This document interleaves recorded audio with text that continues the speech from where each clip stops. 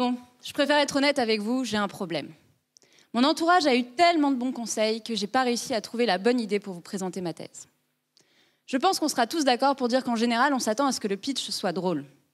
Seulement, il est difficile de faire de l'humour lorsqu'on travaille sur deux calamités, le cancer et les parasites.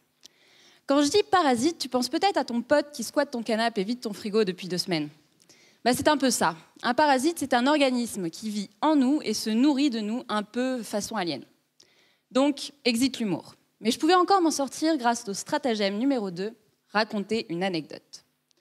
Tout a commencé il y a fort longtemps, lorsque le docteur Collet observa des guérisons chez des patients cancéreux suite à des infections bactériennes de la peau. Mais les médecins de l'époque ont eu du mal avec l'idée d'infecter des patients en phase terminale avec des bactéries vivantes, et les travaux de Collet sont tombés dans l'oubli. 100 ans plus tard, un chercheur allemand reçoit le prix Nobel pour la découverte d'un parasite qui provoque le cancer de l'utérus. Attendez, quoi ? Il y a des parasites qui protègent contre le cancer et d'autres qui le provoquent ?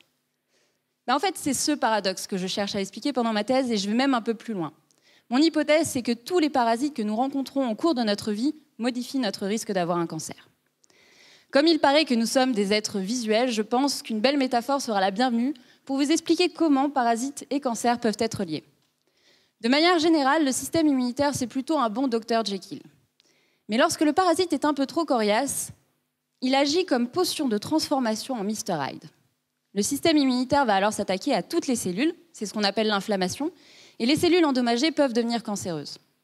Mais la bonne nouvelle, c'est qu'il existe aussi des parasites qui agissent comme antidotes et qui vont réveiller Dr Jekyll, destructeur de cellules cancéreuses. Maintenant que vous avez cette belle image en tête, laissez-moi vous ramener à la réalité. Car mon quotidien, c'est plutôt de traumatiser des larves de mouches.